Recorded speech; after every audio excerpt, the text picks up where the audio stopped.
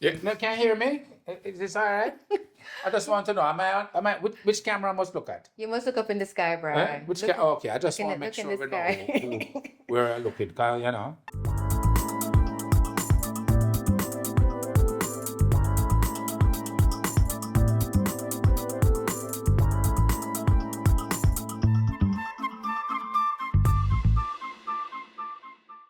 Yeah, no, can you hear me?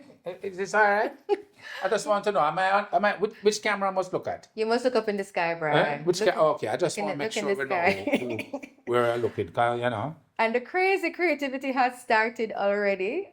Hi, I'm Sabrina McDonald Radcliffe. I'm marketer and creative for over 20 years. I know from long time, yeah? Yes, a very long, Long a time. very long time. And I like to think of myself as a makeup artist because I make ish up for a living. Yes. Oh. Yes. You see what I did there?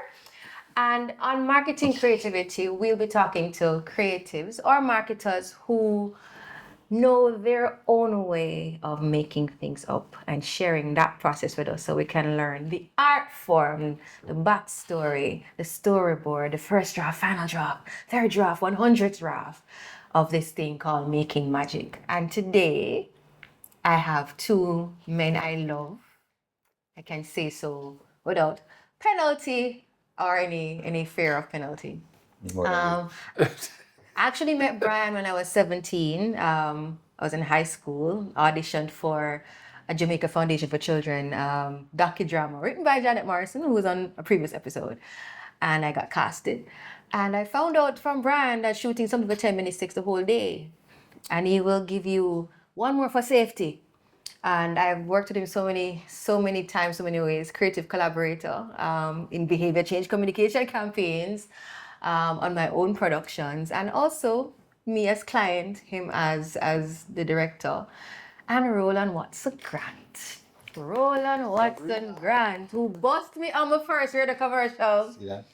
As a voice talent. You must have. Oh my God, 20 much years ago, and whose writing I just love, his headspace I just love.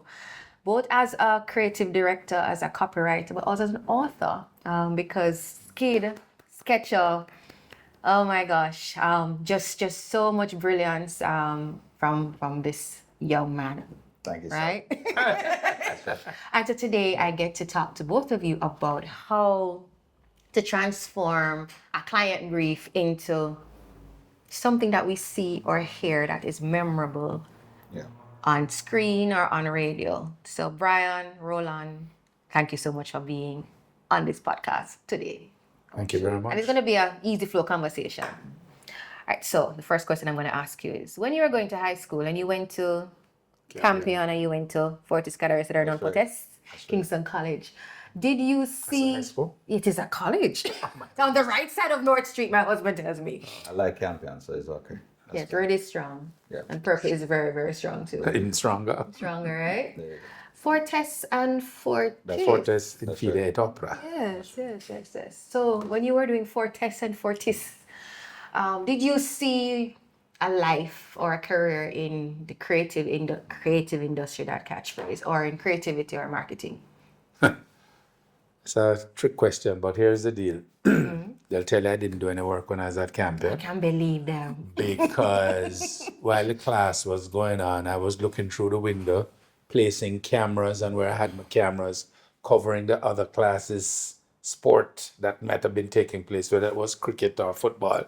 I say, yes, I have a camera over there, and I have a camera over there. Really? In high school? Yeah, from second form. So this is like what, 13, 14? That is correct. Wow. And while everybody else had at that time Playboy magazines in their geography book, I had American Cinematographer and British, whatever the books that the magazines my father had. That's what I would have in my geography book, reading during class. So from school days, I knew where I needed to go. Summer holidays was working at JS. I worked on the school magazine, so I was always with a camera walking around campus taking pictures and things. So I was doomed. You're doing... I was doomed. You know, into a business that I can't make money. Oh, really? Everybody else did, there were doctors, lawyers, Indian scientists. You know, oh no, I'm going to get into the creative industries. Of course, that word didn't exist. I saw That's a new thing. 21st It's an century orange word. economy discussion. Yes, but the bug was in me from school days. And that's because, as you mentioned, you had influence from your father, Absolutely. Franklin Sandrew. Absolutely. And then Roland. So how you walk from North Street into creative writing and advertising and book writing and all these things? I think that's a good way to put the question. I always knew there was going to be writing. 1984, 83, was it Michael Jackson Thriller? The whole video.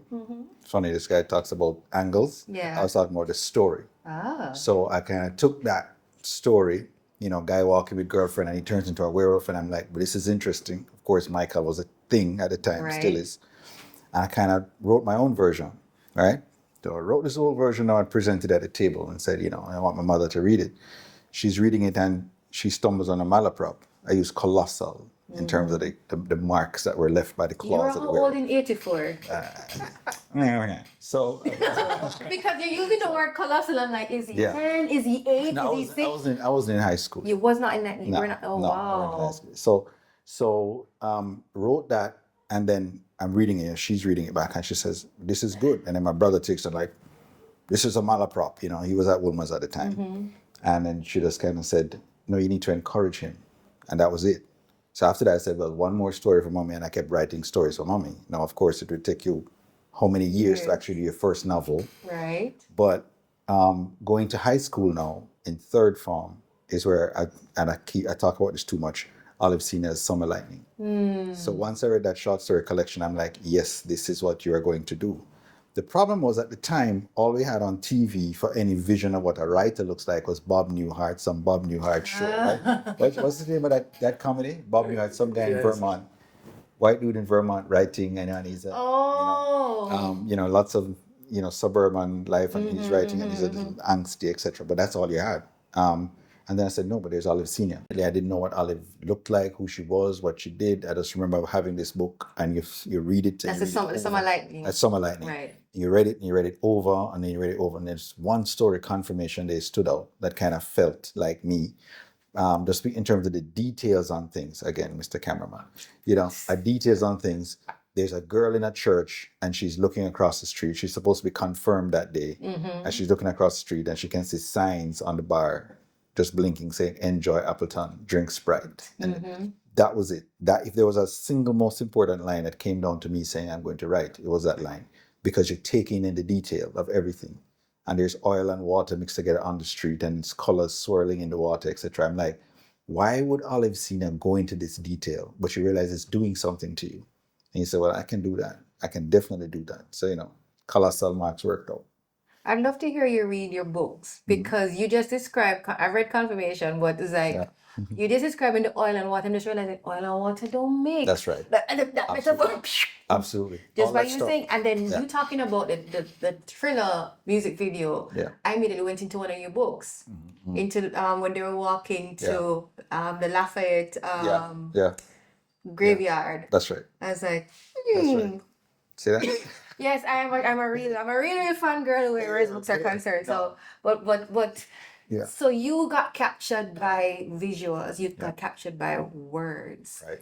And in the world of advertising, words and the visuals come together to tell many a story, whether it's print or whether it's a TV commercial, which is always the most exciting thing to do when you're working advertising, be on a shoot. Yeah.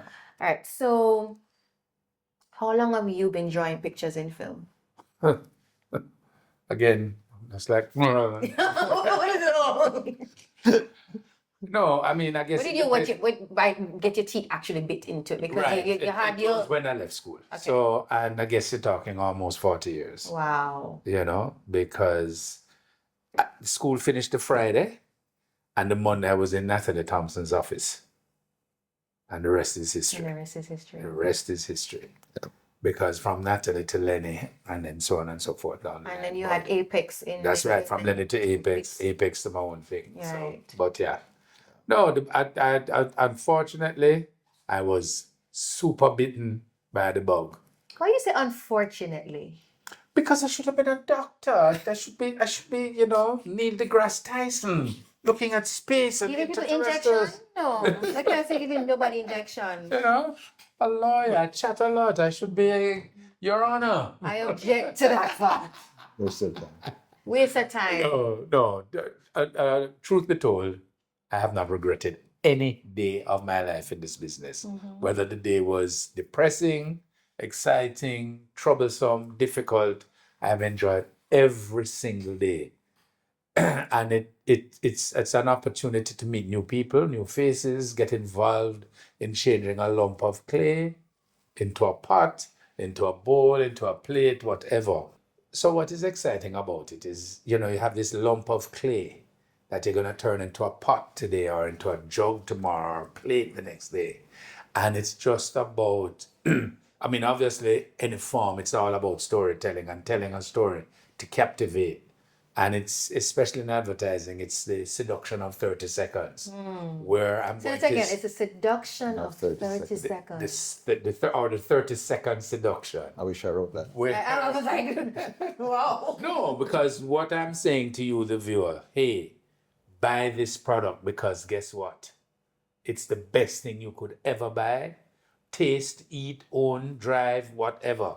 And I mean, even myself, as a consumer, because we're all consumers, even though we may be part of the process, I have been caught by my own work. Really? I'm going to come back to that. I've been caught by I'm my gonna come back to that. Go and buy some product with it, 1-800 dial me or whatever. Oh, And so they you say, call Cleo? Okay. yeah, man. All right, so you taught at KC for a while. Right. Literature or language? Literature, language, general paper. So when did you do the crossover from teaching about words and word formation to actually creating characters, creating music in 30 seconds? Because for me, a jingle is a 30-second Right. song. When did you enter the arena of advertising? Yeah. So, and again, you're doing the right segue. So I was teaching at KC, teaching 11 Hardy. Big up 11 Hardy.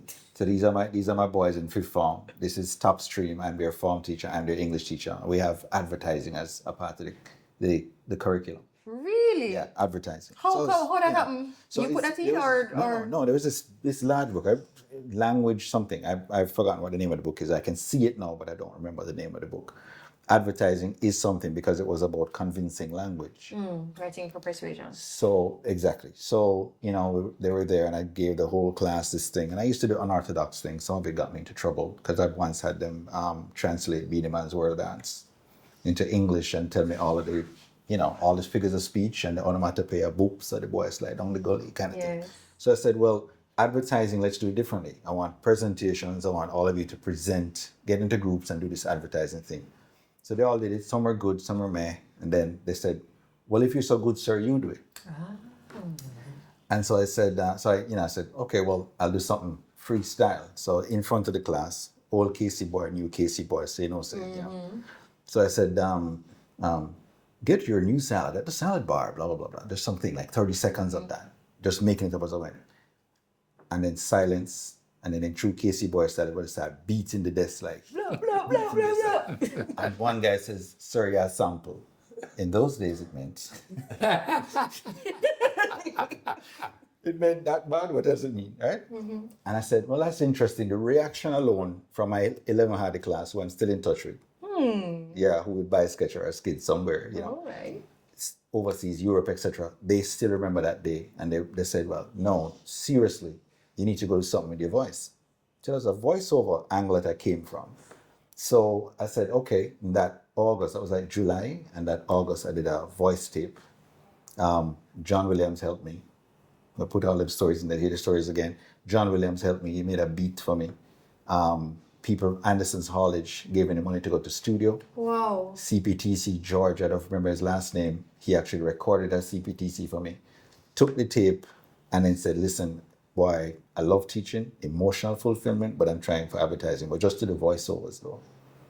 Went to McCann Erickson, Kelly Magnus. Kelly. Kerry. Kerry, yes. Kerry. Kelly is the daughter. Right. Alan's daughter. Yes. Went to McCann, Kerry Magnus says, we don't need any voiceovers now, but take this to Dunlop Corbin. Took it to Dunlop Corbin, Donna Carl is on leave. She comes back off leave the next day, listens to it and says, well, what you don't know is that you have a writing skill. That's what you don't know. I don't know about voiceover, but you have a writing skill. You should come and work for us. you can't tell me I'm going to work in advertising because I'm at Fame FM at the time with his brother trying to learn how to be a radio disc jock. So we've never talked about this, right? Never had. I mean, you never told me. I didn't know this. So Francois is like, hey, look, every day I come in, Francois gives me to Mikey Thompson and says, listen, you work in the graveyard shifts. I'm in Fame FM studio and I'm spinning Don't Go Chasing Waterfalls and mixing it and trying to make it match with Boys to Men.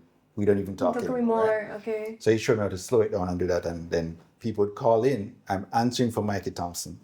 And then, the next day I said to Francois, Francois, I need to read news. And I said, hold on, you need some training. And I'd already done the recordings. Then Francois says to me, so what else you plan on doing? Because he's trying to say, listen, there's much more going on here. And I said, I've been invited to go into advertising. He says, what? Take the job in advertising. So I said, yeah, but he said, no, you don't understand. Take the job in advertising because when you guys write and create something, then you call me to come voice it. He says, you can voice, that's great. But then you call me. So in other words, there's a whole thing of the iceberg working here. And then you call me, go take the iceberg. Paraphrasing what he said. And I said, all right, cool. I didn't like that thing. Looking back now. You see the sense in it. Amazing. So you basically got to do everything you wanted to do, right? So 3 weeks it took me. Went to Donna Carl, took the job. She was like, it took you long enough. And the first thing I worked on was an advertisement for Lotto with Lisa Hanna.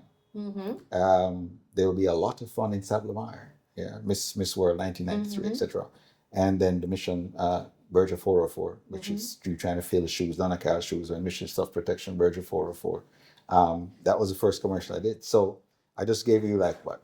Wow, you just gave me a history lesson, a whole bunch of goosebumps business. Wow. So your desire to be a voice talent led you to writing ads, becoming a voice talent, becoming a songwriter. Because I'm going to tell you, you're if not my most favorite jingle ad writer, you're among my favorites. Thank you. Yeah. Serious. And Roland knows. Roland knows. Roland Just letting you know. I'm just letting you know. Let me tell you, working on a Roland script is a pleasure. Yes. Because not only does the script challenge you to think in terms of how to deliver that concept on screen, but he's not caught up in his words that, well, I said it must be this, it must be colossal, so it can't be anything else. No. I want to see what you're doing. Because I want to see what you're doing. And I will call him and I say, where are you going with this? What was your thought? Because I really want to hear from him how he envisages things, so I can say, but A, whether I understand it, and then B, know how to make it work. Sorry, I touched the microphone, didn't I? Sorry. But anyway, and then I should know better, don't I? Right, but it's Please don't let your hand touch the mic. When you're talking, just keep it away from the mic, okay? Thank you. This public service announcement is brought to you by Brian Juste. That's right. But no, so in talking to Roland now to get the idea and a feel of what he has on his words and how to make that into a video, sometimes I'll say to him, but you have yellow coming here. While yellow works, I think it would be strong if it was an orange. And I'm saying, go with it. Yeah. Go with it. Yeah. I will tell you a perfect example of a recent script for you. For who? For who? And I said to him, I'm not happy with that particular thing. Can we go with it? He said, yeah, fine. Because it's more about the idea that we're trying to bring across and not who is selling the idea. Yeah. Absolutely. But it's really a pleasure because some people tell you that's what's on paper and that's what you have to do. Yeah.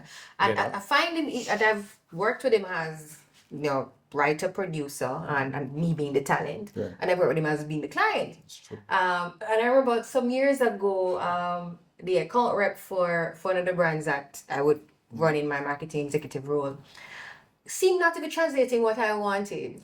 I didn't know this, but Roland said, let me talk to Sabrina creative to creative. And she was offended. But he just wanted to figure out what is it? Because he knows that when I come, I'm not trying to be the creative, but I'm not just coming as a marketer. There's something I see, but I don't know how he figured it out that something was just not coming across. Yeah. And one conversation, boom.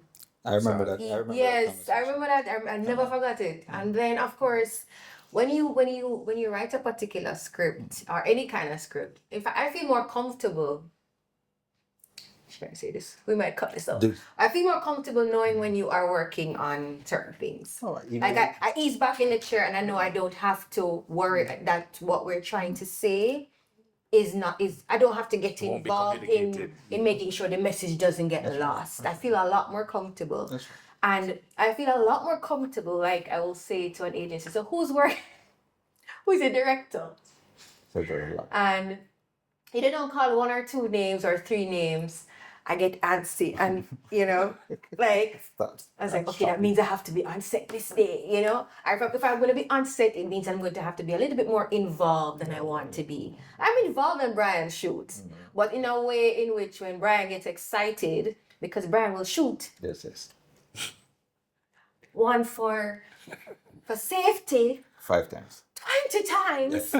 Yeah. And I have to, and I do that when I'm also his collaborator, where we're doing behavior change campaigns, and Right, I'm director, producer, and he's a director, just to make sure that we're managing the time. But that doesn't mean that you're a poor time manager. I just say you get excited in the process. No, and you know what? And I get accused of it a lot of times. Okay, I'm going to overshoot now.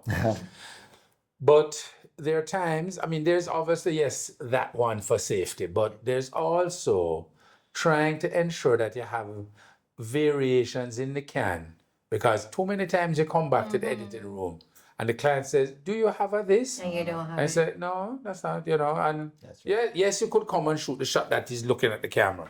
But then maybe if you took on from the side, you don't overdo it, but you try To make sure you have options. the options, and variations in delivery. And, sometimes how somebody says, oh, delicious. Oh, delicious. Yeah. It can it's all about nuancing a lot of times. How do you work with clients? So, yes, I'm one, but how do you work with clients because the brief doesn't always come to you. It comes to the agency and the agent hires you. And then the same question for you when you get to speak. Getting this brief sometimes inadequate, sometimes overly loaded with information. How to break that down and make that into something that matters. Yeah. You want to make sure that you understand, and I'm going to be honest, sometimes you thought you understood something, and it's not until when you're on location you realize, right, the light bulb went off. But one of the things I tried to do, first of all, and I'll give you a perfect example, I did this commercial for Smirnoff, Smash. It's the first time that client is working with me through this agency. And I realized it was a complex commercial.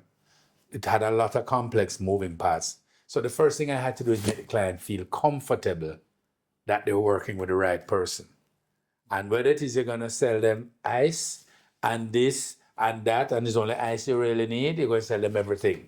So I had to, in my own way, try to make them feel comfortable. You brandimize them. I don't know if that's the way to describe it, but you have to make them feel comfortable that, they pick the right person. Yes, it sounds like this guy know what I'm talking about. I don't understand some of the things he's saying, but him sound like him know what I'm doing, and him sound like him going to give me a good job.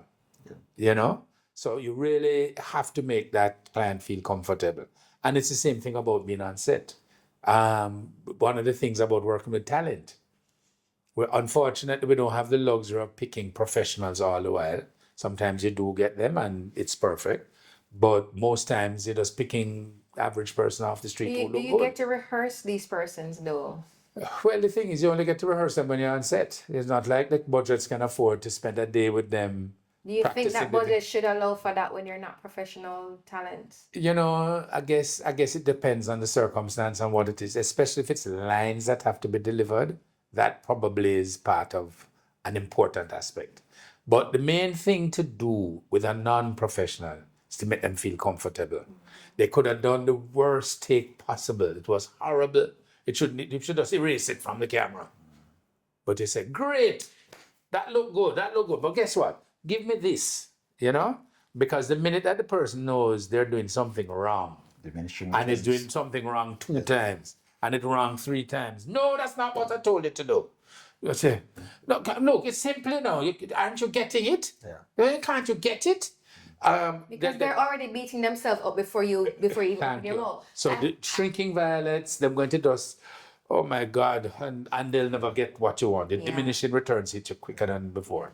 I have to do the same thing when I'm producing radio commercials, that the voice talent is over there. They make one mistake and they've gone in their head. I have to rescue them from their head, because once they're up there, they're not hearing anything else, and they can't give what I know they can give. That's true. So it's good that you have empathy as a director, to know that even when they're messing up, they know that they're still a person of value. All if you're going to cut them from the ad, you know, and you already know that they're not going to be the final cut, but they don't feel like they're not valuable. Yeah.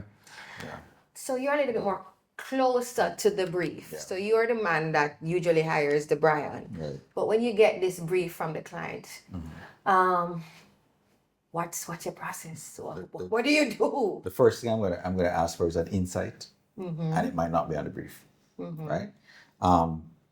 When a particular client of mine gets my creative back, she identifies the insight. For example, you ever see a Jamaican pack a barrel from? You ever see a Jamaican pack a barrel from foreign? That's an insight. That's a cultural insight. Yes, which is why it is being used again, because we do not need a new one. We just need to take out the price point. I literally sat in a car and saw my wife turn up the radio ad when the first line. You ever say a Jamaican pack a barrel from foreign? And she just turned it up. She didn't know it was yours. No, she just turned it up, because she's always criticizing me stuff. So she just turned it up, and she turned it up, and I went, let me watch this. And then the Max box hit her like this, and Jelani in the back seat, my son, he goes, that's Dad's. I can tell. That's Dad's. And then she turned it back down. Right? So when a client understands your trajectory and has probably worked with you before, and there's more confidence here, like you said, and they're confident, you're much more confident with taking risks and chances. But the first thing I'm going to ask for on the brief is an insight, behavioral. We have so many behavioral insights, especially culturally, that fuel film and advertising, which is also a cultural cog. We like to think that advertising only borrows from culture. No, advertising creates culture, right? And we're not using them, or we don't use them enough, right?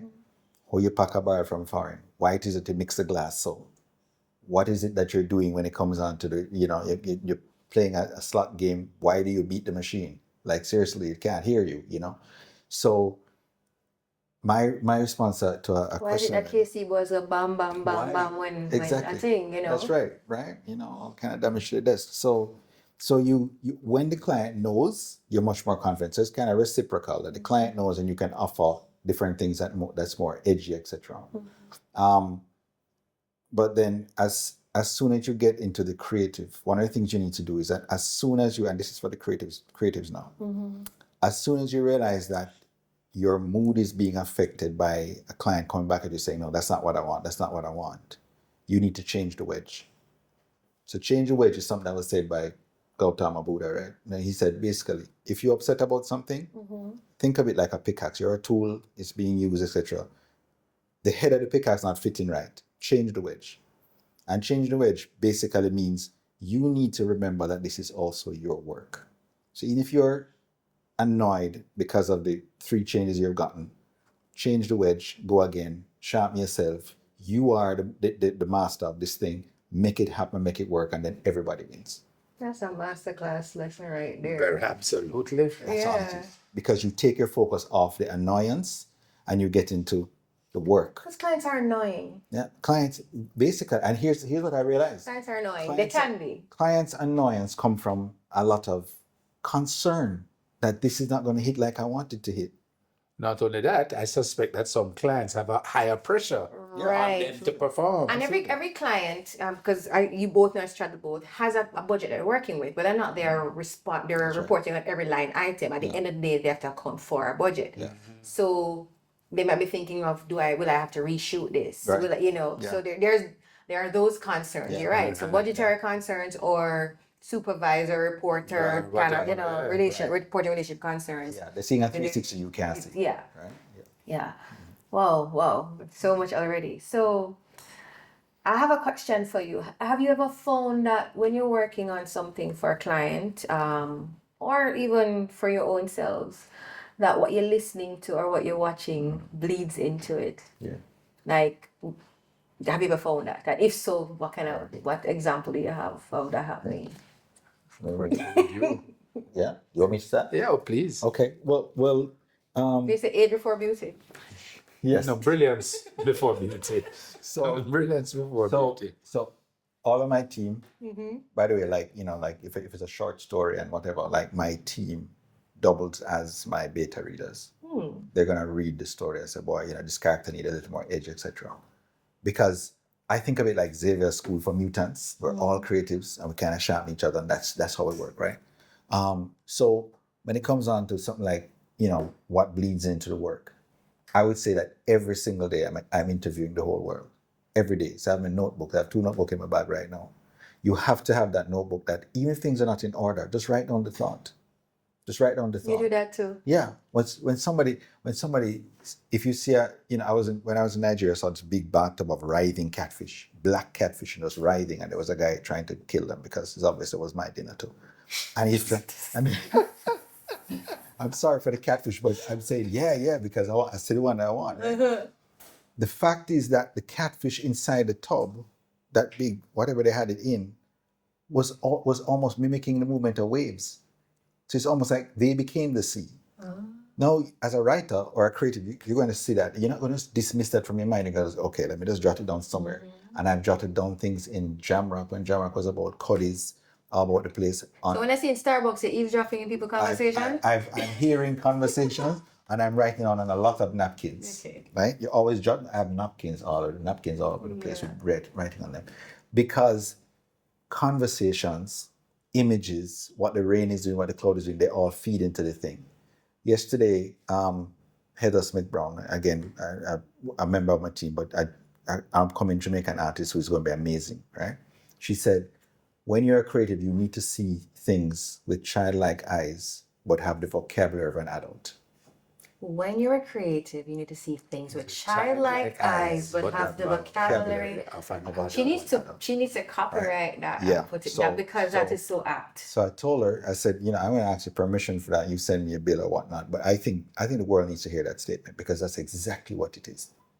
If you've never seen a field of orchids, if you go on Blue Mountain top, you'll see a field of orchids, wild orchids nonetheless, but the color, you've never seen a field of orchids except you go into a floral place or something. You're seeing wild orchids in a field. Now that's magical. You probably never see that again. So write it down and find a way to use it. There are things that I've written that took 10 years before it actually manifests. And that 10 years, somebody comes and say, yo, that's a nice line. I wrote it when my mind was at ease. Yeah. On a notebook, on a napkin. And you just find the opportunity to use it now, That's or to tie it to something else that you wrote probably 20 years before that. That's right. So real quickly, music, Drake gets into my head. When you're writing copy, or when you're writing story, as in short or long form. And it depends, because if I feel like it's a campaign, for example, I've written campaigns already that brought me almost to tears. Like when I think about like Jamaican people, where we coming from, we're not Barbados. We're not Trinidad. No disrespect, and I love them. I have friends from there as well. But we 54 miles across, 100 miles long, we had to find our way. Barbados struck some kind of treaty in terms of like, Barbados was like, okay, we're not going to try to rebel against so-and-so. Jamaica had to basically say, against all odds, we're going to figure it out. We still have to be doing that. We figure it out. So when somebody's bragging and boastful about being Jamaican, you kind of have to understand where they're coming from. Yeah. So when I think about that, and if that is the seed idea for a campaign that I'm doing, I'm going to get emotional about it.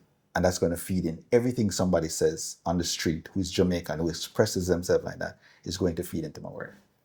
So, it comes from everywhere. And I just keep interviewing the world and writing stuff down as I go. Have to.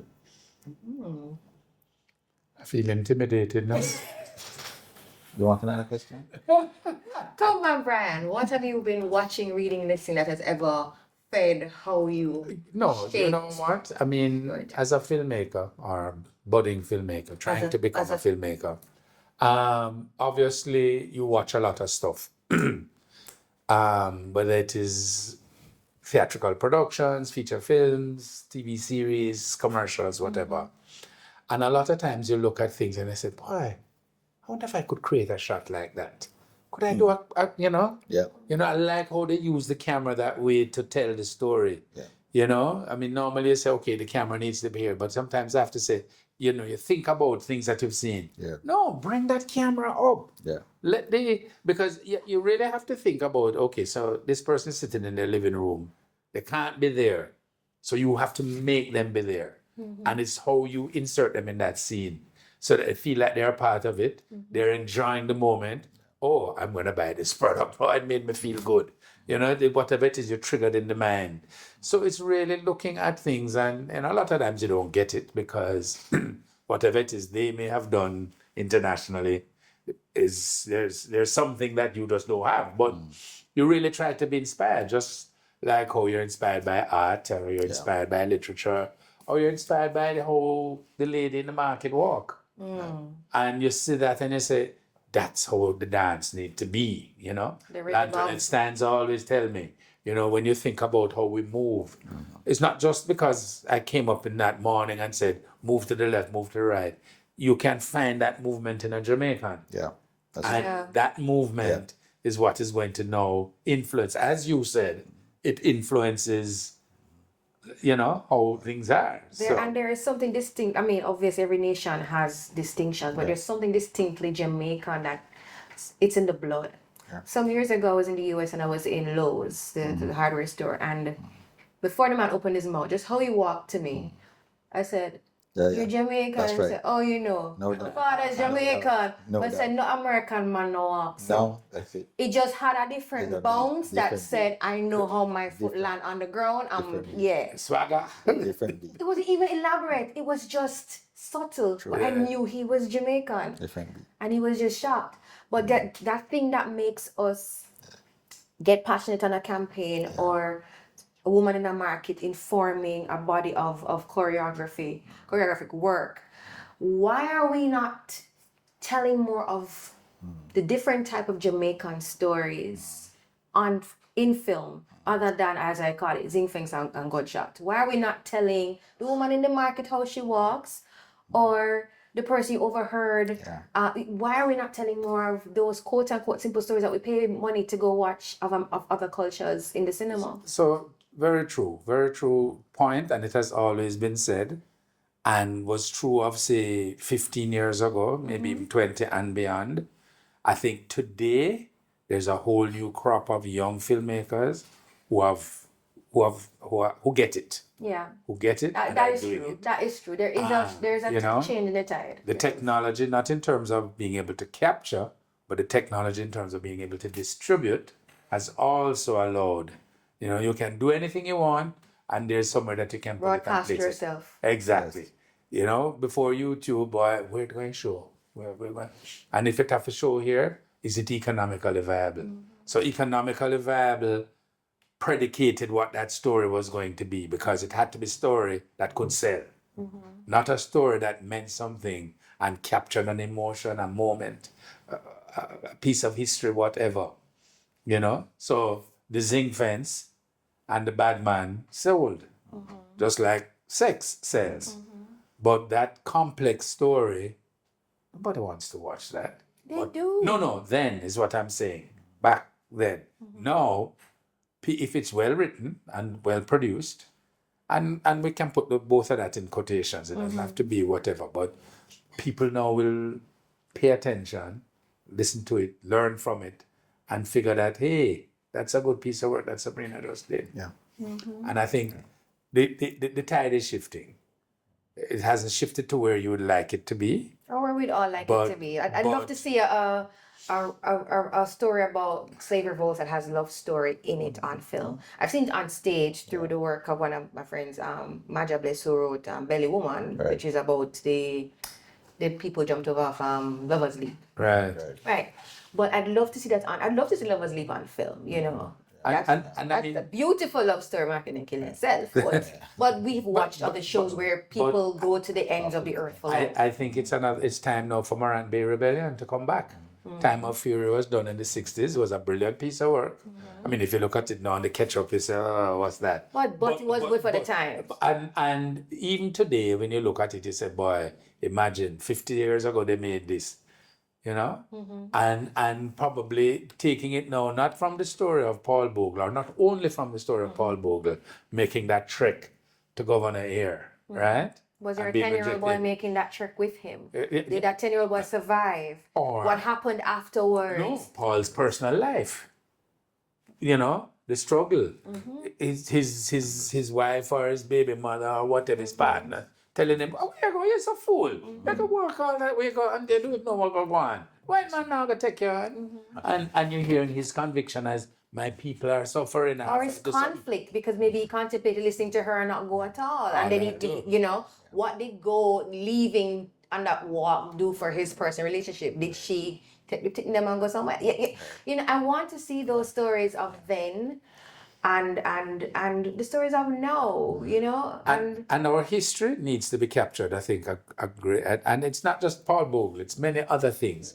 It could be things that I do think still there needs to be the definitive story on whether it's in a documentary or a feature film, on Green Bay, Yeah. Oh. right? Whether you can tell it and, you know, whatever. But I Yeah. think, you know, I think that because that's a poignant moment, you know, maybe a story about the WPJ and how Jamaica... For those who don't know, Workers' Party of was Jamaica. our first communist party. Yeah. And how that mushroomed and became strong and the roots of it, and then it faded out. Yeah. You know, but there are lots of things in our lives that need to be told for us to understand who we are, the struggles we've been through, and the fact that And the how victories that we've won, how because resilient we are. Exactly. Because I remember, and I'm kind of going to have a little bit, but it's important we're talking about. I remember when my nephew my brother, my son, he's 27.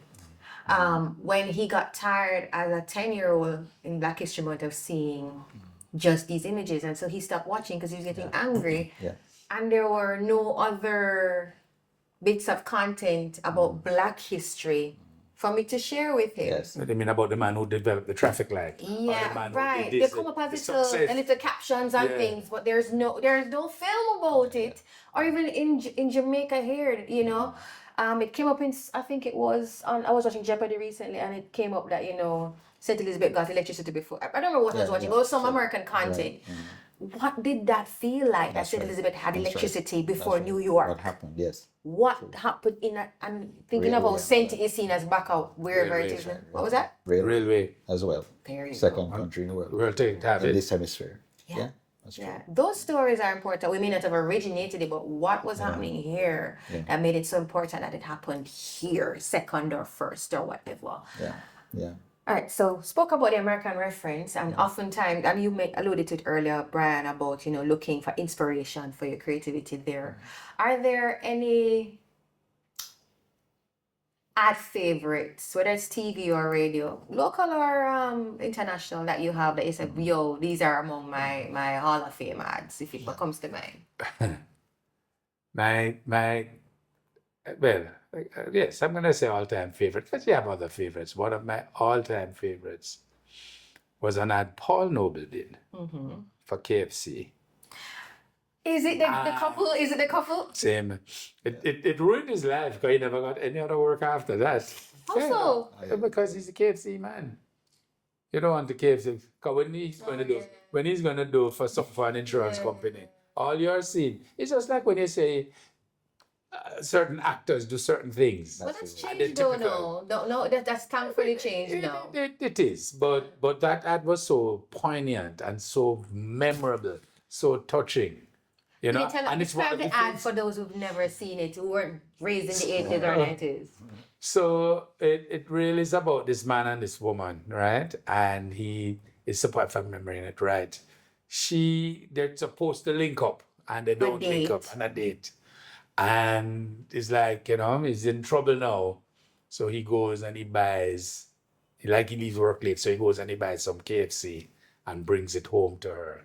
And it's like, yes, you've made my life. But while the chicken was not the main character, It was how it impacted The them. moment. That's correct. That And, is and correct. and then also there was a part 2 where they became parents. So she was That's right. pregnant. That's right. And I don't remember that part, but it was just like, oh, it's like a soap opera we're watching here. Yeah. That as much as a red and white is you know, but that is a local No, favorite of mine.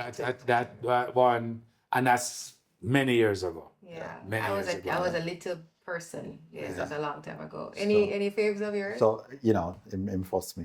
First you? Okay. Yeah, that's Julie Harris. That was Julie Harris. Oh, Julie, right? Yeah, It that was was Julie McCann, Harris's birthday. right? That's right. Yes. So Julie Harris is, again, Julie Harris is like one of my mentors without even trying too hard.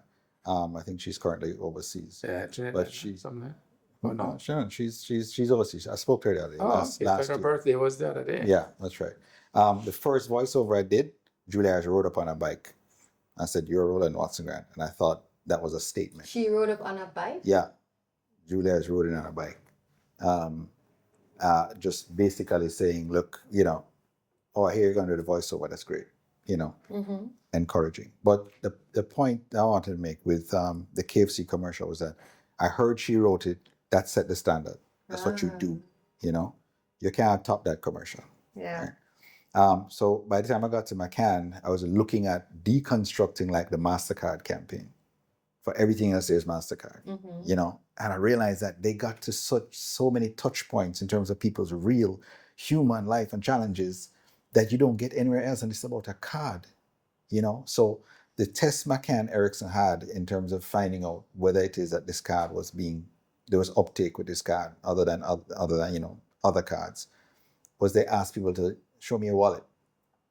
And if you showed me your wallet or your purse and it had moved in, those little pockets in your wallet paper, if the MasterCard had moved from the back to the front, then they knew they did something. And there was a whole commercial. I don't know if it was an aired commercial, but they showed it to us. And like they said, look, we're going to show you the difference between, let's say, 2001 and 2008. Look at it. That's what Prime of place, right, the card. exactly, right. But it's touching everything. For everything else, there's MasterCard. You went into pregnancy, you went into school, you went into a death in the family. They did everything, and I think that is not just a favorite. I think that's like a landmark when it comes on to how we do what we do. And the same way that KFC commercial said something. No, I mean, and it's interesting that you say McCann Erickson. Hope I'm not getting into trouble now, but there was a period in that agency's life where they had foreign creative directors. I remember one American type who was from Panama and an Englishman. I won't call any names. But the creative that those guys wrote was just outstanding. I mean, everybody wants to work on those films, right? And Notice it can't. those films. Eh? Notice you said those films. Those commercials. No, but I'm glad you used the word film. Because that's what we shot in, by the way. Yes, that's true. Good But point. also the cinematography of. Oh, but it's a piece of cinema that you're making. Yes, and so there's a Daddy's Home. This was There it. was a truck driver who. Yes, I think it was Texaco. Yeah, it's Texaco. Yes. It's the star of the Jamaican Road. okay. Yeah, I remember just the step Another here one look. of Paul's commercial. Really? Yeah, Oh, Paul wow. did that. But what had happened then in that period between, I would say, 85 and the end of the 90s with them, is that they got the chance to do these creative things. Yeah. The previous copywriters, who were good, never got that opportunity. And it really speaks to, at the time, it's not now, that this person, Caucasian, can walk into a company and sell anything and they will accept it. So there's less fight. There's a If struggle. Roland went in there at that time, they would say, man, what foolishness. We still want to hear, brushes and rollers wash out with water. It tastes great too. Now you don't sell paint by saying how good the paint is. It's how it makes your work. Lifestyle. Right. Yeah. And I remember working on a campaign for, When we go boy, we go Virgil. yes, See that? right, Yeah. for Mutual Security Bank. And they used the chair as a symbol of the bank. That's right. We hunted for this special chair. It was a blue chair. And the chair was a symbol of the bank. And they used the things of the chair. It's comfortable, it's flexible. Yeah. It did Support. this, it support, whatever. And those were the words that they were selling the bank with. Nice. So you had people in a chair, In one case, the guy was fishing, retirement, you know. Another one, they were on a plane, so he had two chairs, look like that, on the plane. And we use that chair as a symbol. Now, it's akin to tiger in your tank. When you get ESO, Yeah. it's like having a tiger in your tank. Yeah. Another person couldn't sell that, but they sold it. Are able to, and it was more acceptable because I think that doesn't happen anymore. I think Roland can go into any boardroom and sell them anything, and if it's creative, they're gonna accept it. And it's about what that really was about was pushing the envelope. Because you could do the traditional thing. Somebody come through the back door, shake hands, We're get the here savings. for you. That's right. You know, you're safe with us. All the different, but the metaphor of the chair. Exactly. And then, you know, you said tiger in your tank, and I think, you know, of my most favorite figure of speech, alliteration, just how it elevates and add copy for me. That's right. Immediately. Tastefully done. So you cannot be just putting things for tongue twisted purposes. But just that alone makes you think of it, the strong recall with that. Okay, so we're talking about ad favorites, and I'm going to play one of my favorite of all times. Live on stage, the bossy from Mother's Pageant. Your mother's full house party, big on the scene, let this cheese to build up red, roll and breathe. Patty cheese. Party with me, everybody one way. We know no beef, we know no beef. Fish patty, boa patty, patty cheese. Mother's chicken patty, and patty for every smarty mama down there under the common manners and Mary. A patty for everybody. Yes, the delicious best line of only and Mother, the great Jamaican patty company. I mentioned that this ad could go to Reggae Songfest and have its own act. And Roland, you wrote and voiced and produced. I think your brother was on this as well. So my brother was on that Seymour Watson Grant. Horatio Grant was on that, one of Brian's friends too. Oh, really? So he did the actual track. And in terms of the animation, a guy called Kevin Day, who said to the client, again, so you deal with the client, right? Said to the client, I need 3 weeks. I know I can do this. Kevin is lying. Kevin doesn't know what he can do, right? Kevin just said, we said, this is what we're going to do this thing. We're going to do this jingle. So Horatio and I, we went to a stage show, right? Where they're warming up the band, because that's what it sounds like, you know, the bang, bang, bang, bang, right? We said, that's what we're doing. There were new beats going on, you know, but we said, no, that's what we're doing, because that's what everybody That's the heart of dance, all they know, which is the heartbeat. Right? So it's Sting, and then here's again a cultural nuance, a cultural insight.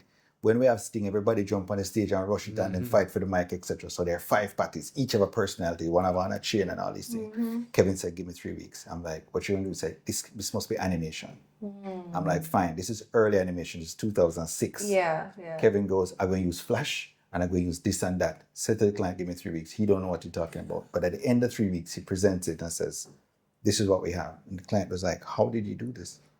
And that just became something else. I mean, right now, when I look at threads with people talking about that, people who were 6 years old, that's what it is in terms of like getting into something which is, let me improvise and not think I'm limited because I don't have the budget or because I don't have something. I have to do something different, right?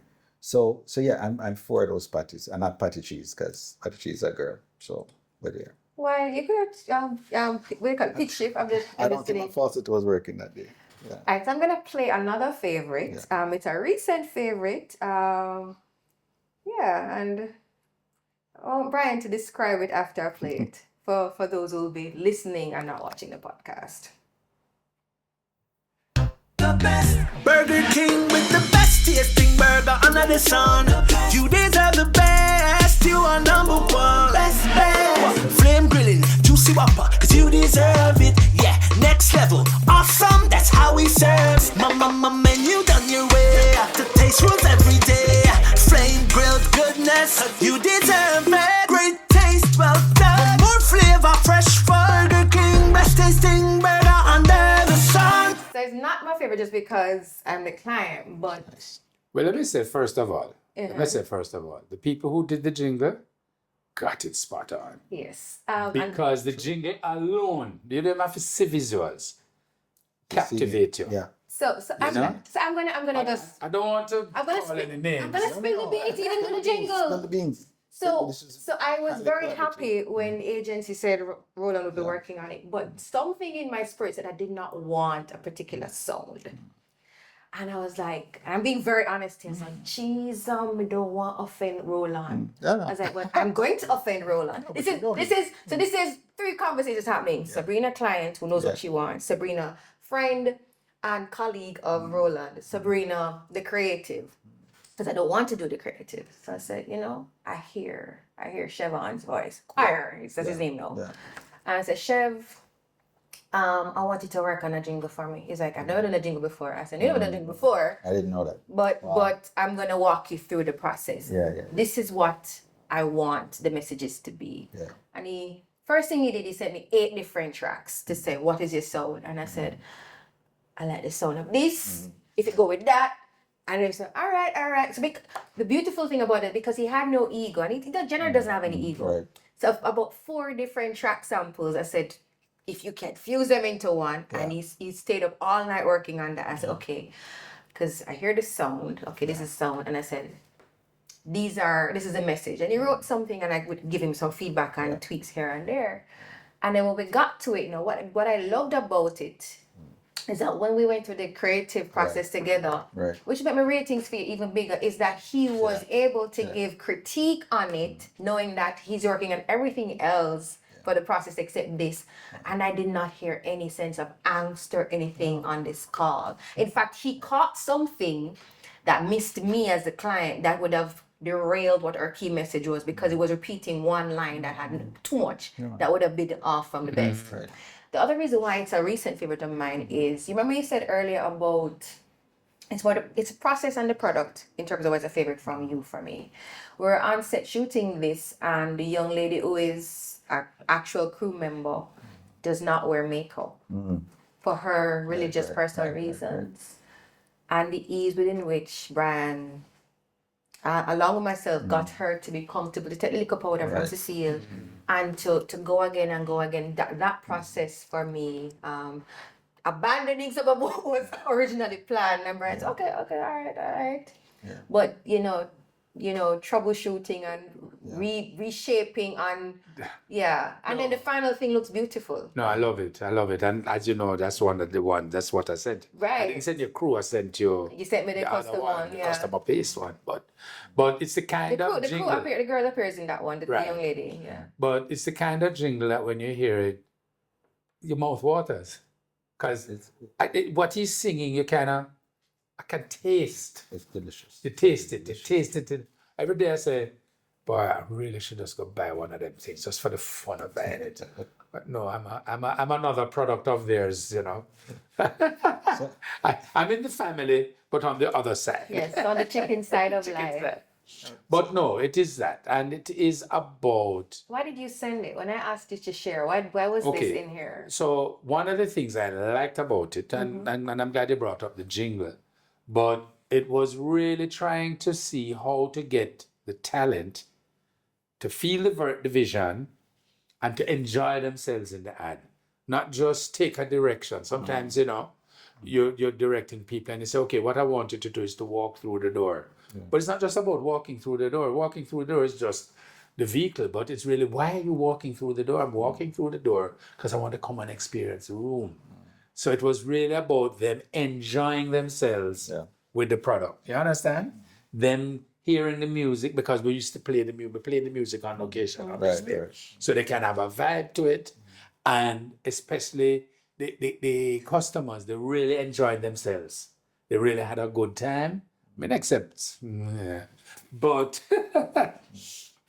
for the most part, and it was really how you say to somebody, look, no man, I want you to enjoy it. I want you to believe what you're eating. I want you to believe why you're having fun. You're not just having fun because somebody tell you to have fun. Yeah. You're having fun because this product makes me happy.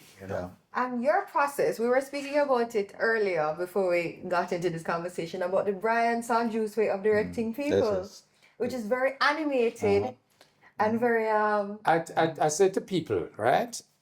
If you feel like you're a fool doing it, you're doing it right. That's right. If you don't feel foolish, then you're not doing it right. That's right. Right? And I behave foolish. We know. I- we and have, I we have mean- witnessed it up close and No. personal. And when I behave that way, they laugh and they chuckle, and it's almost like, you know what? I'm comfortable in his arms. Because he's allowing himself as a professional, as So the I can be expert. foolish, but if he can be foolish, why I can't be foolish too? And it's just, yeah, I mean, there are different styles. Yeah. And all styles can contend. But for me to get from you something, I'm going to say, no, all right, let's go. Yes, give me the smile, give me the... And then I'm laughing at them. Yeah. You know? Yeah. Yeah. Bite it. That's it. Oh, that taste. Eat it. That was on film. And that's the reason why I included it. So you make yourself vulnerable. You lay yourself bare to allow them to feel safe. Yeah. That was good, but look here. Give me this one now. What I want to do, lift up the left eye, right? Let me see the left eye. You know, that kind of thing, and you come to them with different little things and say, boy, and they're feeling good. It's almost like they don't want to stop. They want to continue. Now you book up some people who really are intimidated or introverted. You know, Yeah. you have to figure out a way to get around them. Yeah. But for the most part, people then become comfortable. And for me, I mean, everybody has their. Oh, sorry, I touched the mic again. For you, for me. My first mission is to make you feel comfortable as a talent. If you're comfortable, half the battle is won. If you're uncomfortable, then we're gonna have a we're trouble. doing 300 takes instead of 30. Instead of or There you 5. go. There you go. Your process as a producer of ads, yes, but for radio commercial. I've been voice talent field from selling Safe Sex to Heart Trust NTA. That's right. To selling hair products for because you're worth it. Do you remember that? I remember that. Okay. I remember that. I remember for the first few takes having a little bit of difficulty and then your direction easing me into it. How do you what's your approach to getting what you want out of a voice talent? Yeah, it's the same kind of toolbox we just talked about that Brian expressed like this. You ain't doing all this over there in the studio. Right? But it's the same thing. Like how do you get the talent to a place to understand their own prowess, right? And it's funny, and I just remember that the first commercial we did, and I said, I had no doubt that you could do it. Well, you've never met me. No, it's true. True, I didn't. But here's the thing. You have a vibe as soon as somebody starts on the mic, or as soon as a person comes into a place, right? And some people are more subdued, and you just know based on what you say, and they respond to a particular thing. A sparkle in the eyes says, okay, we know what we're going to do with this. We want 2 versions of this character. And I know you can do both of them. But I'll go into Starbucks, for example, and sit down, and there's somebody and they're singing, and I say, hey, that's good. Listen, we're doing this thing. You want to come voice something? And they'll be like, are you crazy? That doesn't work that way. I'm like, no, it does, right? And you voice something and you get paid for it, and you hear yourself on the radio and they go, 2 weeks ago, I was not doing that. That's everything to me. That's everything to me, because it means I just paid forward what somebody did for me. But in getting there, you basically, in the studio, you said to somebody like, switch this on. Like, think of like something that you're saying to your auntie who always in your business. And the thing just comes out and they do it and they say, I didn't know I could do that. That's an amazing thing, that you actually get to now unlock these things and this talent in people, right? And so then you move them from what we call in teacher education, moving from the known to the unknown, because you find something that's theirs, that it's intimate to them, for them to borrow and to then expand it into this 30-second slice of life. Yes. And I'm also learning from them. So if I can't learn something from a voiceover or a talent I'm working with, I've lost. I tell my team, I don't want old people around me. And what that means is you could be 70 years old, but you think young, right? It's like, listen, what we could do is X and Y. Don't say, oh, we've always done it like this, so let's keep it like this. No. You once told me that unless your team is challenging you to think of something a different way, then you wonder if you have the right people around you. Exactly. Really. Exactly. Because you've been at it for it was a couple of years ago. I remember you saying it to me, and it made me stop and think, not just from a creative point of view, from a marketing strategist point of view. To not get in the rut of you're selling the same kind of thing, but we don't have to do it the same kind of way. Right. I love when millennials are around me who know nothing about child science. And I go, you don't know about child science? Okay, we can fix that. However, that's not a negative necessarily. Let's figure out how this works. Because they're teaching you something else that you don't know. You know, and then here comes this whole toolbox of how to get it done. So production wise, yeah. Okay.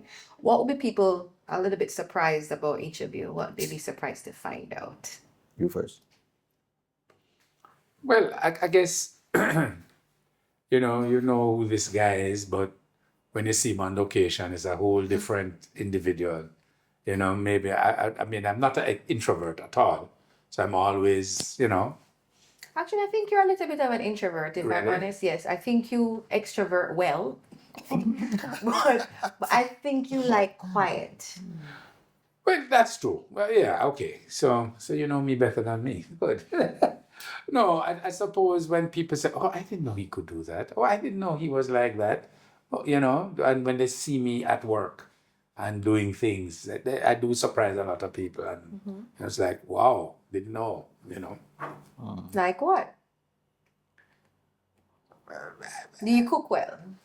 What other ways are you making up stuff beyond selling pictures on screen, whether it is for an ad or whether you are being the person who manages how the football match is done in Central America? Well, now you're going into a whole nother area of life. Because that's making things up too. There's an art form to how you manage the broadcast of. Can we go down that road? Well, yes. I mean, I've had some wonderful opportunities, and when I realized, and I don't want to drag this, but when I realized that there was going to be a shift, and that you weren't going to be part of the group that held the roost, and there's going to be 2 or 3 more layers of roost holders, you had to say to yourself, well, reinvent yourself. And I got into the broadcast business in a more serious way. And by that mean producing broadcast content, multi-camera events, sporting. And that now has taken me overseas to work with CONCACAF. Right. At places like Gold Cup and, I mean, just recently we had people working at the World Cup to show you now the level of talent that we've developed here in Jamaica. We had 1, 2, 3, 4, 5 people working at the Gold Cup. Some behind the scenes in IT and some on the actual production of matches. So it's been a terrific journey because that has just opened a whole new self that you're getting involved in. But the cooking, I love to cook. Whether it tastes good or not, I make sure that they're all hungry. I've had your cooking. It tastes good. I make sure they're hungry, so they're starving. So even if it don't taste good, they're gonna just eat because they're hungry. But I like to cook. I can't cook everything, but those people say, "Oh." Okay, what would we be surprised to find out about you? Well, I don't know if it's surprising, but I'm a budding screenwriter. I don't know why he leaned into me and said that, but we'll talk about Because it. collaboration must happen. He knows that he and I want to discuss a script. So do it. True. So Your inner Nike. there's that. I think you could extrapolate and figure out that. But I think the other thing is that my stories are driven by a lot of myth, and the mundane and religion, belief, and I think belief is one of the more amazing things that I think I wrote this in the Oberman article that I give a half hug, because belief is you have the mundane, the reality that you're going to buy a bag of crackers, and then there is the myth, which is like I bought the bag of crackers and then the river come down and I had to walk across it because the moon was high, and when the moon is high you can walk on water, things like that. How do you join the mundane and the myth and make it work? Like all of my writing goes that way because all of my writing is influenced by how I came up, which is folk belief, Ober, and Adventist fundamentalist belief. I think that surprised a lot of people. Like, just never. That don't surprise me because of our reasoning. Surprise him. There are a lot of Septuagint. And Masoretic text. Yeah. So, but that's surprising for people who probably have only known me for like 10 or 15. And I actually love that about your process. The marriage of all of that from your short stories, whether it is the one with that's loosely based off your relative drowning. Right. Or the one with the rats that I thought was prophetic. So he wrote this short story about the last, somebody preaching about the last, his title is escaping me now. Yeah, those that remain. Those that remain. Yeah. We were caught up to meet. And they were just being fed on banana and corn meal, Yeah. corn Corned beef. beef, yeah. And then shortly after, there was a Montego Bay superhero preacher situation, which was the same thing. I'm like, brethren, Why? She wrote to me in the morning. how did you know? What's going on with this? After Sabrina wrote to me, like 6 other people, like, what's going on with you? Are you okay? How did you know this? How do you know this? It's just that we have so many variables happening in Jamaica Yeah. that anything can happen. Yeah. And I think social media over the last 3 years shows that anything can happen in Jamaica, you know. I have 2 questions, one for you and one for you. How is it that you can sit in Jamaica and write a story based in New Orleans Yeah. and never set foot in New Orleans? And having gone to New Orleans last year, Yeah. and I was driving past the grave, I was like, Yeah. blouse and skirt. The Yeah. man captured the something Yeah. correctly, and he had. How did you write? Yeah. Sketch So up. one of the good things is actually going to a place when you're done and going, wow, I got it right. And going, whew, you know, or having a person like you saying, listen, I travel and I've seen this and this is what it is. Or having a native New Orleans person go, bro, you lived here. Don't lie to me, you know. That is because you literally transport yourself into your story. Everybody's writing, but I'm not sure that people are living inside their stories. So if it's like a river got with Mumadel, I live there. I'm going to create it. I know where the shop is. I know where the wholesale is. I know where the bar is. I know where the postal agency is. And if I don't know exactly where the river runs, I'm going to figure it out. And you figure that out over 6 months. But you're going to definitely do a geography of the place, like where what happens and which place have the most leaves falling or whatever, right? When you do that, so I watch a lot of New Orleans videos, listen to native speakers speak, and then said, what are the similarities between New Orleans and where I live? What does a swamp look like? What's the flora? What's the fauna? If I were to go to the swamp right now, what would I see apart from crocodiles or alligators? Because alligators in New Orleans, crocodiles are ours. I could extrapolate from my upbringing in New Haven that there are some things which are you won't see them in a swamp, regardless of where you live. There's going to be stagnant water. There's going to be all this stuff. There's going to be egrets there, right? You almost have to say, I am here in it and I live here and I'm one of the animals, or how does the cycle of life happens and where do the people go to shop and where do they get, etc. So you do a lot of guesswork, and when you start putting out the manuscript now and your editor goes, okay, well, you know what, this feels exactly like it, and my wife wants to know, how did you come up with this, etc., because this seems like you live there. I said, exactly, that's it. So there's a lot of luck, but there's a lot of video, and I'm saying A lot of research, and you said something earlier, living in the story. Yeah. And I think that is critical as an art to making stories up. When I see you have a masterclass in 2 weeks, I'm trying to sign up for. Living in the story is something that any storyteller probably needs to not just have a bird's eye view, but to take a taxi and go live there for a little bit. That's right. Yeah, so that would be one thing I'd want people to take away from what you just said. Right. 2009, I got my first consultancy contract for behavior change. And prior to that, I would have been like talent, or I think freshly working with Dunlop as copywriter, producer. So I'd have been like a junior on shoots. And I hired you, and I did not get a sense of you talking down to me. So I want to know what makes you keep your ego in check in terms of your process, whether or not the person is more experienced, less experienced, or you're equal. And then you asked me a whole bunch of questions on that first one. You still asked me a whole bunch of questions when I send you a brief. But you asked me like within 5 minutes of getting it, it's like, what goes on in your brain that makes you start to think of, okay, boom, boom, boom, how this fits here, what here? So it's 2 questions. So the ego one. But you are a man of great reputation. Well, I don't know about that. Yes, you are. Yes, you are. But I try, I mean, we all sometimes like to feel good about ourselves, whether it's your name or it's that piece of work. But in that environment, it's not about me. It's about the product. It's about the project and what we're trying to achieve. So I don't need to insert. I don't need to insert myself in there because it's not about me. I'm just a facilitator to take what's happening here in the room or on the location and get it out there so public can see. You are my client. You could be 5 years younger than me, 20 years younger than me, or 100 years younger than me. You are my client. one of the things I've always learned growing in this business, the respect for your client, the respect for people, whether it's the client or your peers or whatever, the respect. There's no need for me to come and tell you, oh, you idiot, you don't need to know. No, That's not how we do that. Exactly, no. You know, I might not like something that you may have suggested, but I'm going to say to you, all right, I hear where you're going. Fine, let's do that. But I think we can also do it this way. Because in doing it this way, and I'll tell you why I think, you may not agree. My clients sometimes never agree, but at least you put your position out there. But it's not about confrontation or trying to be, you know, a super don or anything You're one of like my that. most favorite collaborators because I know that you're going to catch when I drop and that you're going to be thinking of exactly the project first. No, So if absolutely. you notice, whenever that opportunity comes up, Look here. I'm gonna I've link worked you. with youngsters. I mean, even in what I do sometimes with Phase 3, most of the kids there could be my children. In fact, there are a couple of kids there that my oldest child is older than them. And I have the greatest respect for them. Because they bring a different perspective that I don't have and probably will never have.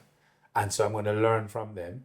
And two, they're eager. They want to get on with it and they want to make the thing work and they want to be a part of success.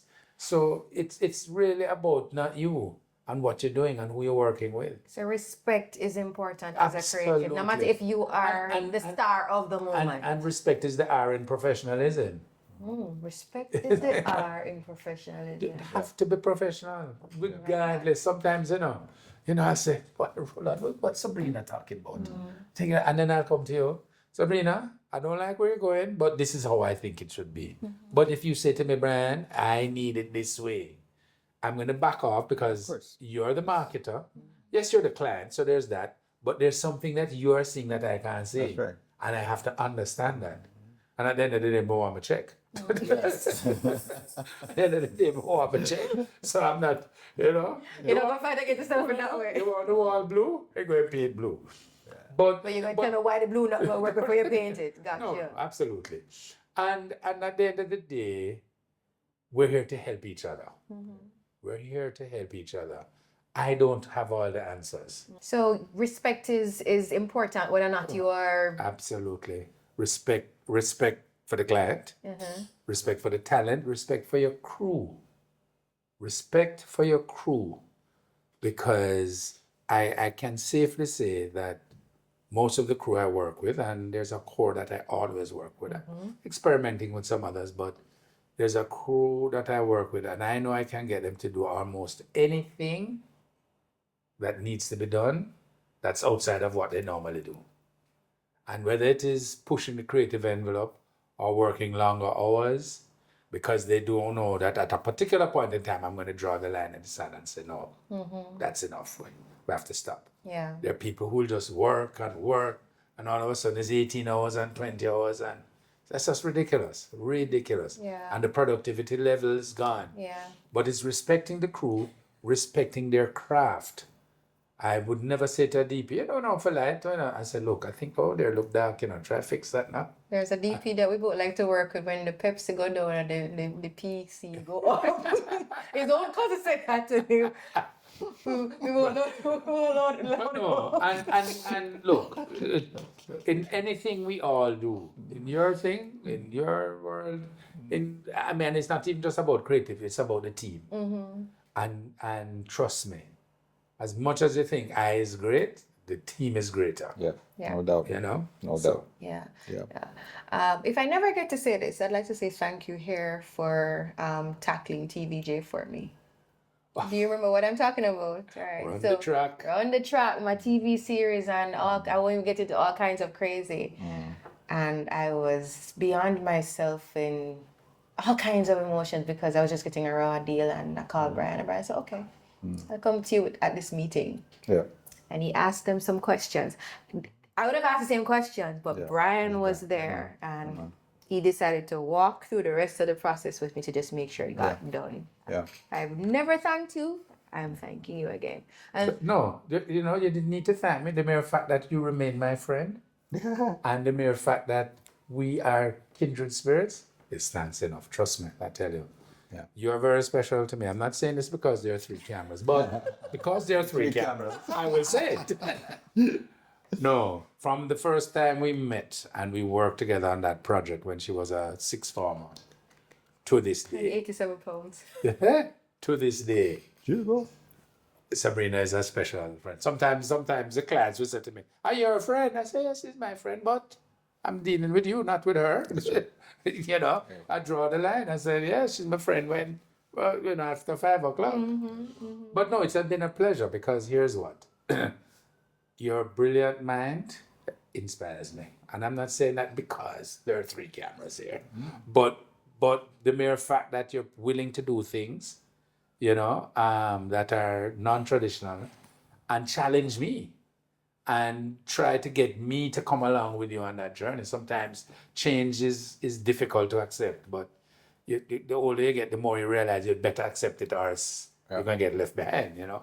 And that's one of the things I admire about you. So, and there was another project that we worked on that they're still running the ads today. I know. They're still running the ads I today. know. It's the same, the very first one. The No, smart man, and, the second one. The first one was smart and sexy. yes, but the second one was with the coffin and yes, the yes, thing. yes, yes. Yeah. I was pregnant at the time. I didn't know I was pregnant when we shot that actually. Yeah. But it's been amazing. It's been amazing, and you both inspire me. So who have inspired you?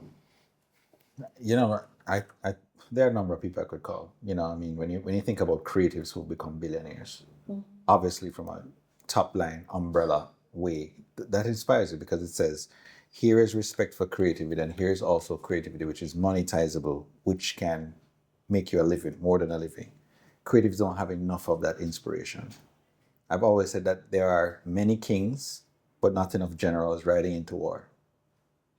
When it comes to creative, like Brian talking about that now, where he stood beside you, that's a general riding into war.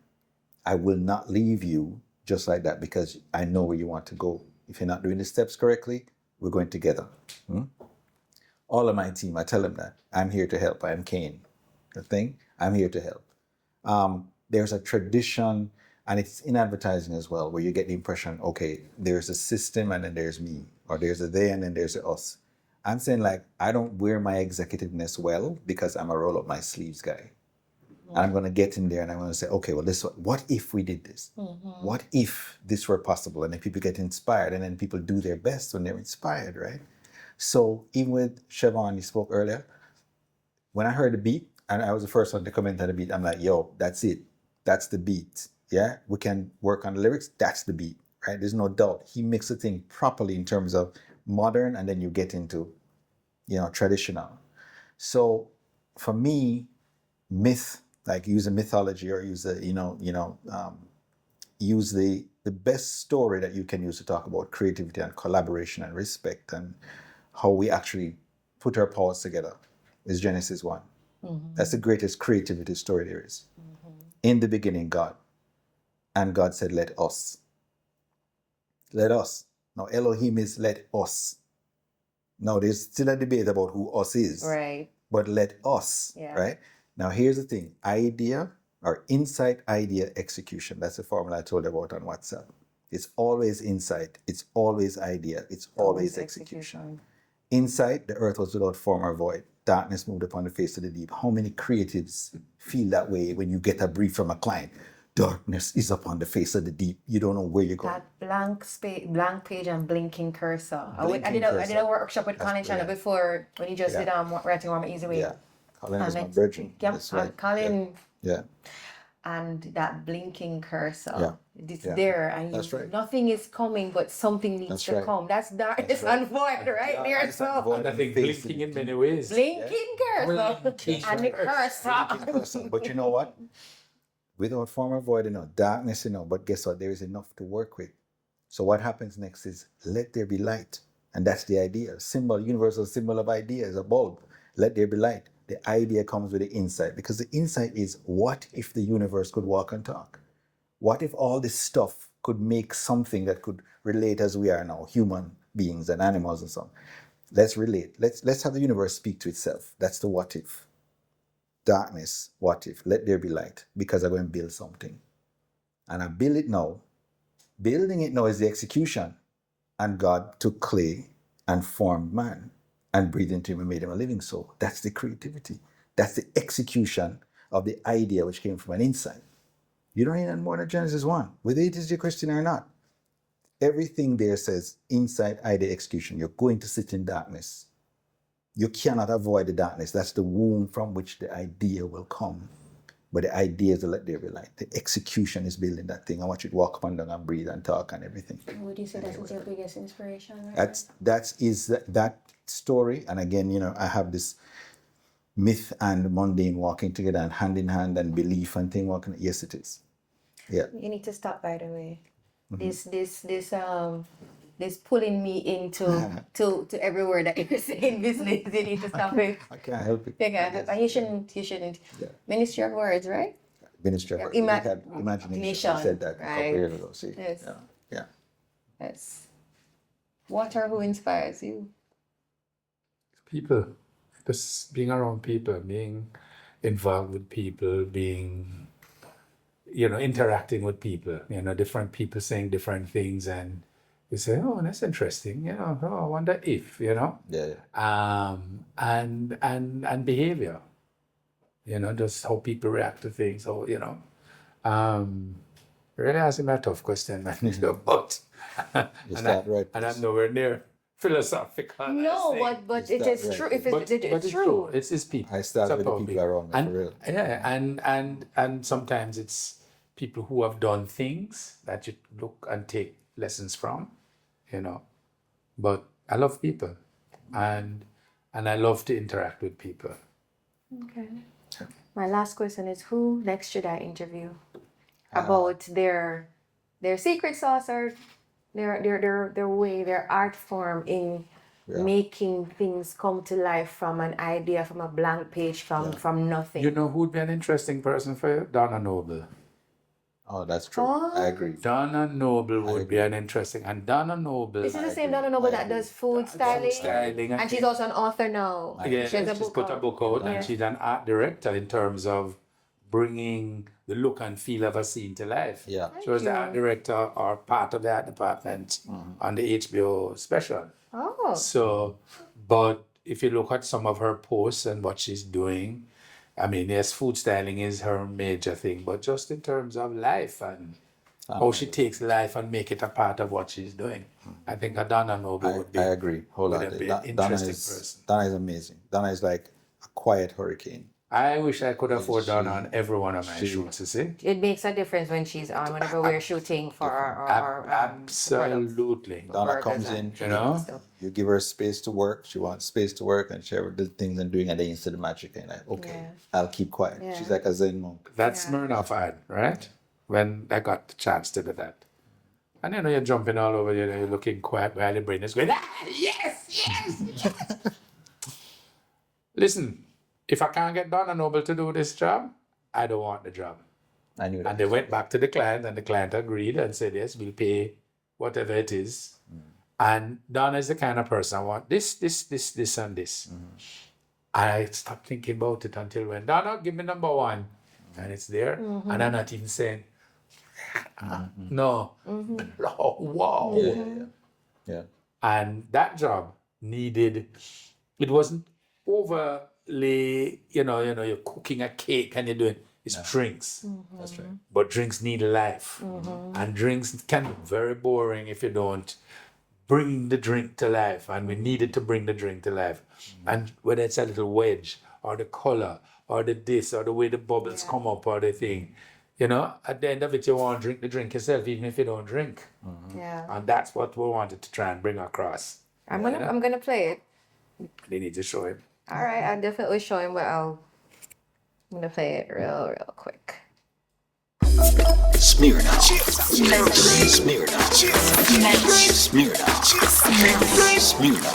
Smirnoff mixing 4 steps. Smirnoff hot got smiles check. Chase and smash your favorite fruit. Drink it, you and your crew. Smash!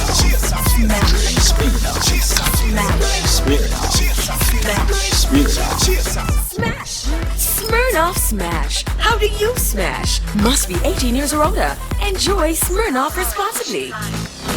classic throwback to the 80s, that last scene with the splash. Yes. But you know, Classic what throwback. I like about this is that you can also act in so many different capacities because my voice is on that 3 times. I actually wrote that and I don't think any of you know. I did not know, but I didn't know. it's so funny. As the ad was playing, I said, why does kind of feel Roland-ish? But I said, he didn't send it to me. So it was one of those where I just like sublet and you know, I was asked by the client over this movie. I never spoke to you about it at all.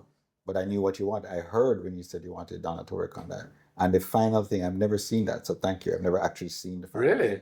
Yeah, but that guy said Smirnoff. That's Yeah. yeah, and then you and your crew. So all of that. And how would I know usually him and like a shack? Let me hear the music first. Let me hear the music first because I'm going to edit Editing to the music, sound, yes. No, Yes. even before the edit, yeah, editing to it, but You shoot it with it in mind. Yeah, that's right. and that's one Because of it the affects the things. pace and tempo and the rhythm and the culture and the Shoot texture and for the everything. editor. Yeah. Yeah. Of course, shoot for the editor. Shoot Yeah, for the editor because they know that's what's going to Yeah. help make that product even better. That's right. So I hear you're agreeing with Brian and Donna Noble, but who else? Definitely. So Heather Smith Brown. So the same This is a childlike eyes. Yes. Okay. She said that, and she's not a writer. She said she's not a writer. I don't agree, right? She's painter, sculptor, you know, wire sculptor as well. There's a whole heap of different things. She makes just even full-scale models of things, etc. But just like a real Jamaican artist that Jamaica has never seen. If you went into the Institute of Jamaica and you looked at some of those landscape things in Jamaica, like that's her work. That's some of the stuff that she would do and make you feel like I want to live in that place that you created that model for. There's a lot of creativity in there that she can talk about that you realize you've seen her work and you don't know it's her work. So the J&J, for example, the J&J Shorty license plate logo, that's her work. You know, so there's different things, but it's in why I think she's good for it is that her creativity is in all different directions. So she tells stories with visuals, but you know, in other ways, even though she doesn't think she's a writer. Yeah. All right. I like both suggestions. Yeah. So So shoot for the editor. Our professionalism is respect. yeah. Mundane and the Mundane and mythical and also idea. Yeah, and any creative must walk around with childlike eyes and the vocabulary of. For the IIE, insight. Insight, idea, yeah, execution. execution. Yeah, all the time. Yeah. And there are too many kings and no generals riding into Generals war. are- Yeah, wow. they have a lot. Bri, Roland, my heart is very, very happy and full with this conversation about how Likewise. each of you apply spirit to telling stories on screen or telling stories on a page or in a 30-second moment in someone's life. And I feel like I need to do individual ones for this. And of course, I definitely will be speaking with you each on, you know, just to talk about your history, which is our creative history as an industry. So thank you so much for being part of Marketing Creativity. The thanks is really to you because for you to have the confidence, well, certainly me, to have me come before you and tell you, you know, whatever. But Tell me the things, all the things. This guy here, wow. You're both exceptional. Wow. You're both exceptional. I'm happy. You know, when you told me about it, I mean, you know, I knew generally what the idea was. So of course, so many good things. I didn't expect to see Brian. I didn't expect to see Janet and so on. So, but that's what it is. What you have done, and I think it says something about you. The fact that you could bring people in a room like this on a Saturday morning. That is also saying about a certain level of respect that people have for you. Absolutely. Right.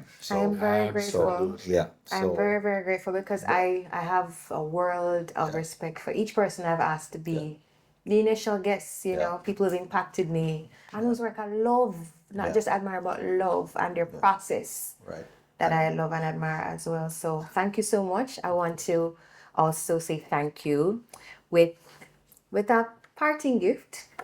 Oh man. Yes. Wow, a gift. Yes. Is that But you know, month of Popeyes? That can be arranged for my number one fan. That can be arranged. So Brian, I'm gonna give you a copy of my latest book, there you go. which is I'm Not Afraid of Me Anymore, which Like Which that having title. written that, unshackled myself, and I think I need to give you a copy I of like that. that title. That's great. I got that I title never like saw like in 2013, and the book was published in That's what I 2021. mean. That's what I mean. That's what I mean. It comes out when it's ready. Yeah. That's So I'm great. thinking I should have brought one for you, but I'm gonna give you this in the meet. That's great.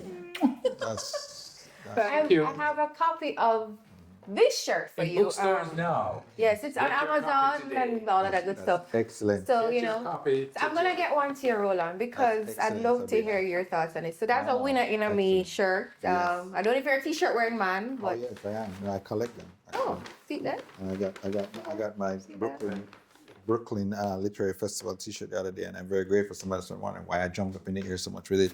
Brilliant. Yeah. Well, So- I guess the book fits me better, Thank right?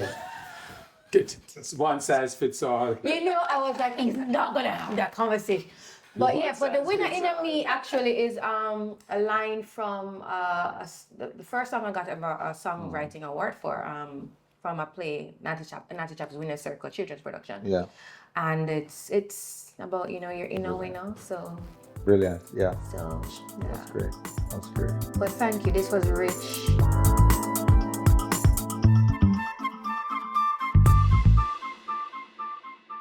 So catch you next time on Marketing Creativity, where we'll talk to someone else about their art of making things up. Yeah.